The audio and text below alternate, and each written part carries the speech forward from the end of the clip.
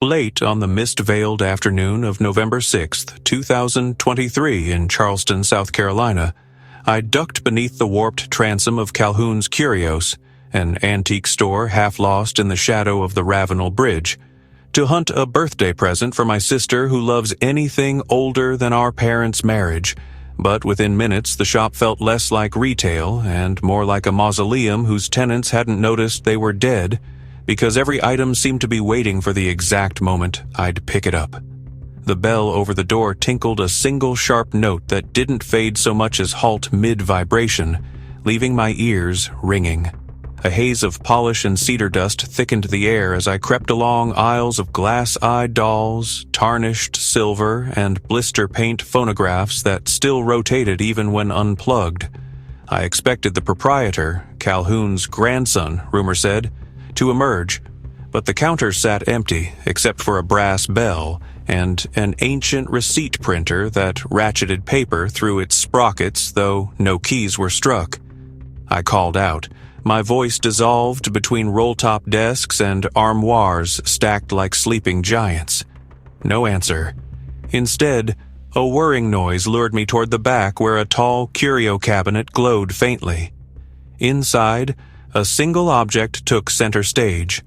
A hand-sized walnut wood stamp fitted with a brass plate reading paid. Its handle was slick with decades of use, yet the rubber looked unused, inky black, no dried crust. A yellowed tag dangled, authentic 1901 bank ledger seal, $12. My sister collected quirky office relics. Perfect, I thought, despite a pinprick of unease that the price felt like bait. The moment my fingers closed around the stamp, the receipt printer at the front clacked alive, spitting a slip of white that landed upright in the tray. Ink glistened fresh. Receipt number 13 item. Ledger seal cost, $12, tendered, paid in full. Staff initials, EC. My initials. I hadn't seen a register, let alone paid. The timestamp read 5:22 p.m., exactly the minute showing on my phone, though I hadn't checked. I set the stamp down, but another receipt printed, identical except number 14, and the time ticking forward 1 second. The paper smelled faintly of ozone and burnt sugar. A creak above suggested someone on the mezzanine, yet the ceiling threw back only the slow spin of a ceiling fan missing 2 blades. I pocketed the stamp, deciding to settle payment when the owner surfaced, and stepped toward the door. But every aisle had shifted. Wardrobes now formed a corridor funneling me deeper, drawer pulls winking like tiny brass eyes. The tinkling doorbell jangled again, even though wind outside was still. Printer chattered. Receipt number 15. Customer exit denied. My pulse leapt. Sweat prickled my collar. A glass showcase behind the counter flicked on interior lights, revealing dozens of identical stamps lined up like soldiers, each on a numbered velvet pedestal. Most slots filled, but the space beside number 12 lay empty, a silhouette waiting for 13. I pulled the stamp from my pocket. Its handle felt warmer. Turning it over, I saw faint impressions along the wood grain, rows of tiny receipt numbers, each crossed out except the last. 13. My breath fogged, though the store remained warm. I pressed the stamp against a scrap of wrapping paper on the counter. The impression didn't say paid anymore. Crimson ink bled across fibers, spelling due. At that moment, the printer shrieked, disgorging a ribbon of receipts that curled across the floor. Each listing vast balances. 5 years. Healthy heartbeats. Family's memory of your laugh, next summer's sunrises, the ledger of my future, itemized. A low groan, a voice processed through warped vinyl, rose from the mezzanine. Balance will be collected. Shadows congealed into a figure descending the steps, long coat, face obscured by a Sunday paper mask stitched from old obituaries. Its gloved hand spun a key ring heavy with brass tags numbered 1 through 12. It reached for the empty hook meant for 13. Printer screeched again, receipt number 16, payment option, substitute. My reflection in a dusty mirror showed the brass seal now fused to my palm, skin blanching around it like wax. I tore at it, but wood had sunk beneath flesh. The substitute, I realized, required another item of equivalent value. Mind racing, I remembered the dolls near the front, relics with glassy stares. I sprinted each stride louder than the last in the deathly hush and seized the most pristine porcelain child, its lace dress pristine white. Printer paused, then typed, "Item accepted, debt shifted." The handle cooled. Wood released my skin. The rubber stamp reverted to paid. From the mezzanine, the figure halted, head tilting as though assessing. It withdrew to shadow, coattails dragging like dead leaves. I slammed the stamp onto the counter. Paid. Blazed ruby on the wrapping paper. The bell above the entrance tinkled fully this time. One ring, one decay. Door opened to Twilight Street. I bolted outside, lungs vacuuming humid air, and the shop lights blinked out behind me. When I looked again, the window display had changed. The porcelain doll now stood beneath spotlight, price tag $12. But its glass eyes had fogged like miniature receipt paper, and one porcelain hand clutched a child-sized stamp, reading, "Due." I fled, drove home, told myself the night wouldn't follow. But each month a printed receipt arrives by mail, always numbered sequentially, always stamped paid at first, then months later reissued marked DUE, listing things that quietly disappear. Spare time, vivid dreams, an easy memory of my sister's laugh.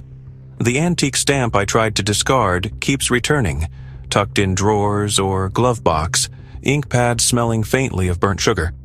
I fear receipt number 100 will itemize the last debt I can't substitute, because Calhoun's Curios tracks every ledger, and the shop never forgets which balance belongs to which customer, no matter how far they run once the doorbell finally fades.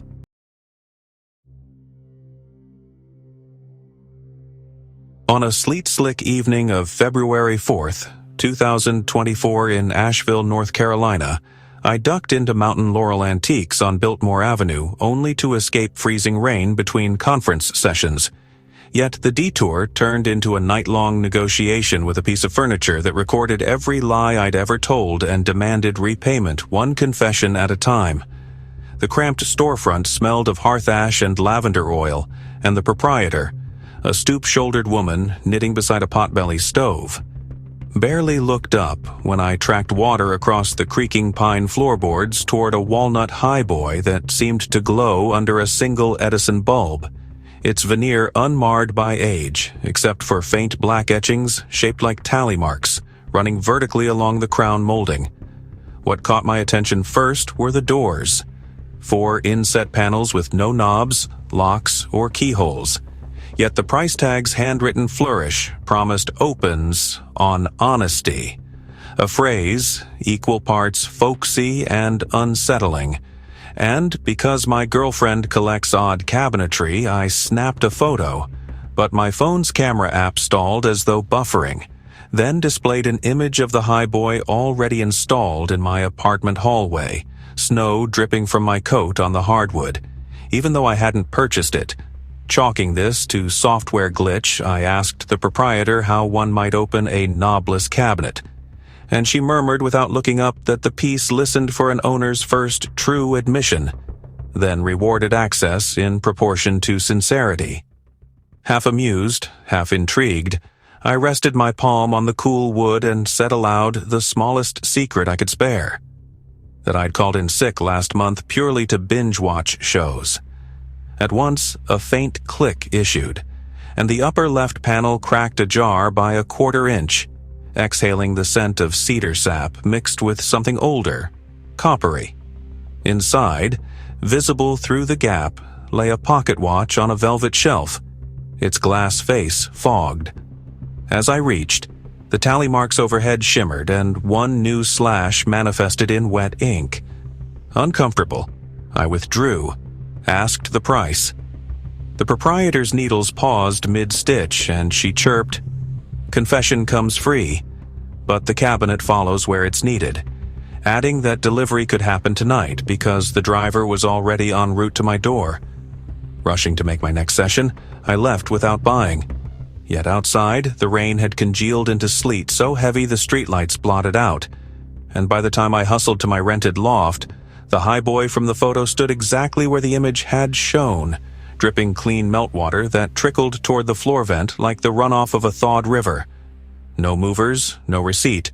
Nothing but another fresh set of tally marks carved along the crown, now totaling 3. The panel that had opened in the shop remained ajar. The fogged pocket watch ticked faintly, though I couldn't see its hands. Curiosity knotted with dread. I whispered a deeper confession that I'd secretly read my girlfriend's private journal when I suspected she was planning to break up. The door swung wider, revealing beside the watch a bundle of envelopes sealed with wax stamped my initials. Heart banging, I extracted the top one, slid a thumbnail beneath the seal, and unfolded a letter written in my own handwriting predicting tomorrow's conference award ceremony, including that I would win the grant over 2 colleagues. The detail felt uncanny, but plausible given finalists, so I pocketed the note, convincing myself the cabinet was some elaborate prank. I resolved not to engage further, but all night the highboy's panels creaked whenever I crossed the hall, as though inhaling. By dawn, a 4th tally scratch gleamed wet, yet I hadn't spoken. At the conference luncheon, events unfolded exactly as the letter foretold. My name announced, colleagues' polite applause tinged with envy. Exhilaration soured into fear.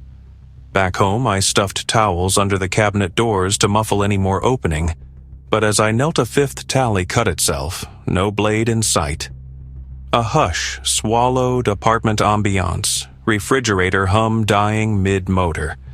Compelled, I admitted under my breath the worst secret I'd kept. In college, I'd falsified lab data for a thesis nobody double-checked.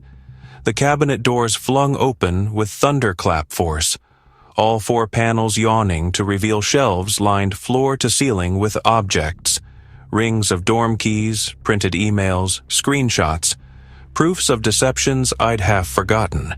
In the center stood a legal envelope labeled Final Balance, containing a single blank sheet except for tomorrow's date and the phrase Public Reversal. Beneath lay a digital recorder whose play button blinked red. Dread pooled as I realized the cabinet expected me to record a confession and broadcast it. Slamming the doors accomplished nothing. Wood refused to budge now that they were open. Lights flickered and my phone rebooted. Notification banner already drafted with my confession cursor blinking. Panic propelled me to drag the cabinet toward the stairwell to toss it, but despite narrow form, it weighed like cast iron, nails screeching hardwood. As I heaved, another tally emerged, 6. Wood grain bleeding tar, a low, rhythmic knocking echoed inside panels, syncopated with my heartbeat. Finally, with adrenal strength, I tilted the cabinet enough to topple, yet the contents vanished mid-crash, doors landing shut on emptiness. Tally count resetting to 0. In relief, I checked envelopes. All gone. But the pocket watch clattered out, glass now clear, hands ticking backward, and under its lid an inscription had burned itself in cursive. Last chance. Earn your silence. At dawn, I fled Asheville for an early flight, stuffing the watch into airport trash. Yet at home in D.C., the highboy waited, unmarred. Tally marks at 1, upper left panel cracked. Pocket watch perched anew. Recorder blinking red. That night I posted anonymized truths about my thesis on an academic forum, half hoping to appease whatever ledger the cabinet kept. The tally lifted back to 0. Panels shut. Weeks passed quiet until another small lie, a white lie to decline dinner, escaped me, and the watch materialized on my desk, fogged, cabinet tally at 1 again. It follows farther than the interstate and counts better than conscience. Now I sleep beside a notebook where I jot every deception before speaking, because I know the wood listens for unpaid admission fees, And someday, if marks reach 13 like those receipts in Charleston, the cabinet will open wider than a hallway corner and swallow more than secrets, collecting interest in breaths, relationships, even time left to tell another lie.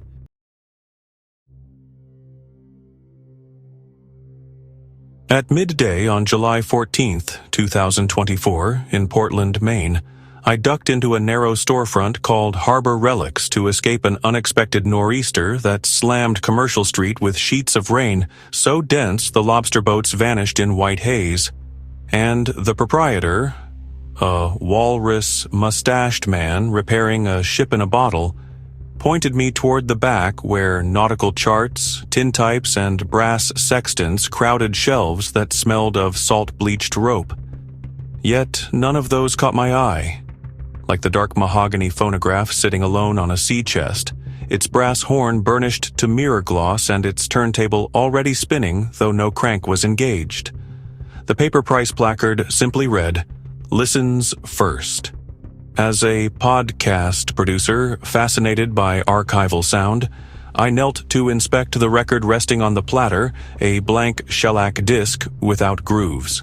The spindle rotated hopelessly, needle hovering a millimeter above the surface. Yet, from the bell of the horn, drifted static threaded with distant gull cries. Subtle, but unmistakable, matching the harbor 2 blocks away. The proprietor shuffled over, muttered that the piece carried a mind to preview what ain't happened, and suggested I speak a date into the horn because the machine preferred appointments. Amused, I leaned close, named my birthday, August 9th, figuring it might generate a fortune cookie riddle I could share later. The horn thrummed, turntable halted, and the blank record dissolved from soot black to smoky gray as concentric grooves etched themselves with tiny blue sparks. The proprietor backed away, crossed himself, and retreated behind bead curtains, leaving me alone as the record resumed spinning clockwise while the needle lowered like a dagger. At first only wind and gulls returned, but soon the audio clarified into my own voice, shouting above clinks of glass. "Happy 34 to me? Cheers!" Followed by laughter and a second voice, female, familiar, singing a bar of the Smiths, a song my girlfriend hates. Then came the crash of bottles, a scream, and tires squealing. The track ended with a slow scrape, then silence humming like a live wire. I stood frozen. My birthday was 3 weeks away, and we had no party plans, let alone anything involving a wreck.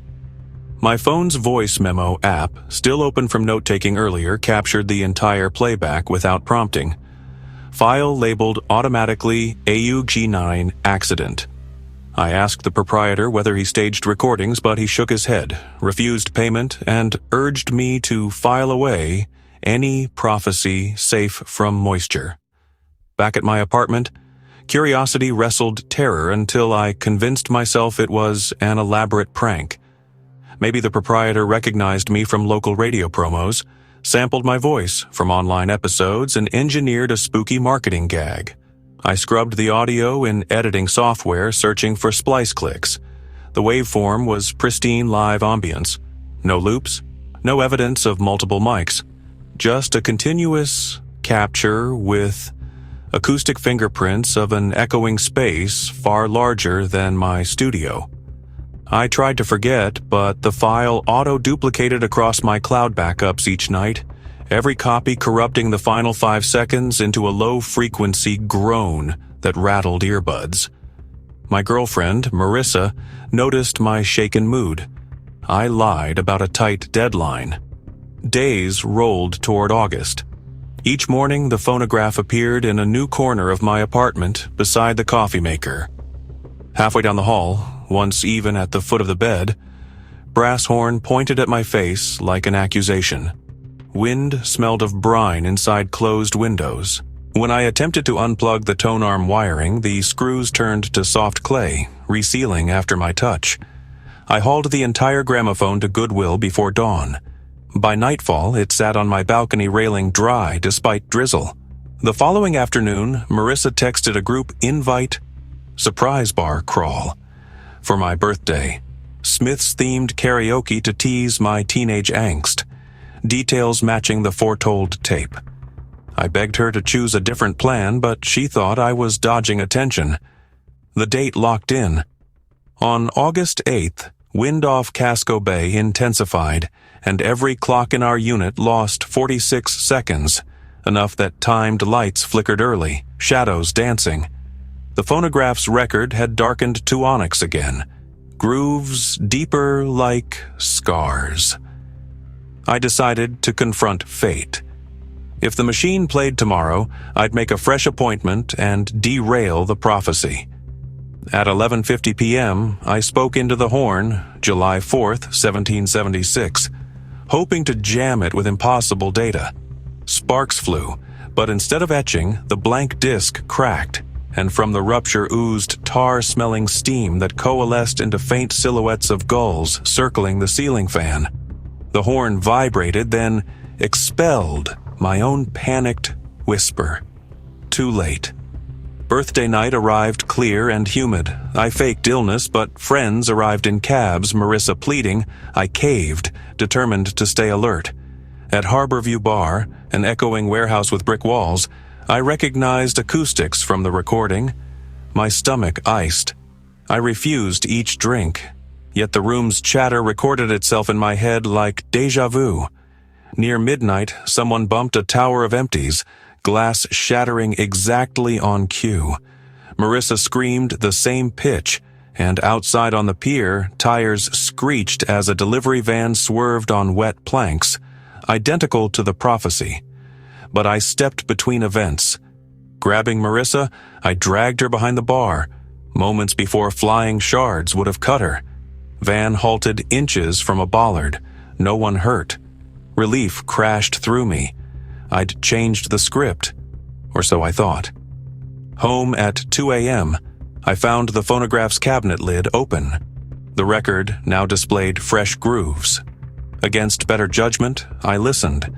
The playback recounted the night's near miss, my heroic intervention, then captured a softer moment. Marissa weeping with gratitude.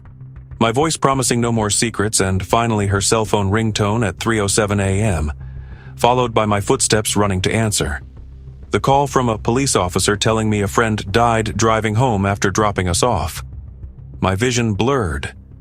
Minutes later, the phone rang downstairs. Same ringtone. I didn't answer. It rang until 3:07, then stopped. Dawn smeared orange across the harbor. I carried the phonograph to the breakwater, intending to drown it. As I hurled it, the horn emitted one last word in my voice. Listen. The shellac disc shattered on rocks, brass sank, but the sound persisted underwater, gulls scattering. Back in the apartment, the record player was gone, yet on my mixing board, a fresh track waited titled Tomorrow. I haven't pressed play. Marissa left for her parents, unable to share rooms with unsaid futures.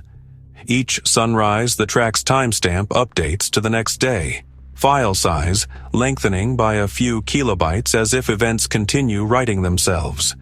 The only way to silence it, I suspect, is to stop waiting for tomorrow, or to finally listen and accept that every second I delay only adds more grooves the world will play regardless. Needle descending whether I'm ready or not.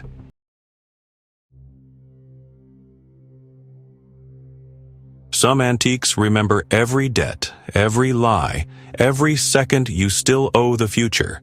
If these true shop terrors sent a chill through your collections, like, share, subscribe, and hit the bell icon, because the next vintage find might already have your name etched in its price.